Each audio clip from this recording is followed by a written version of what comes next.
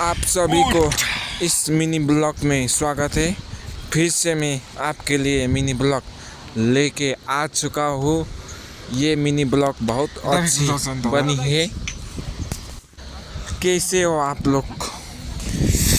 हम लोग इस वक्त जंगल में लकड़ी लेने जा रहे हैं। इस खोकटे वाले जगह में बहुत ठंडा है।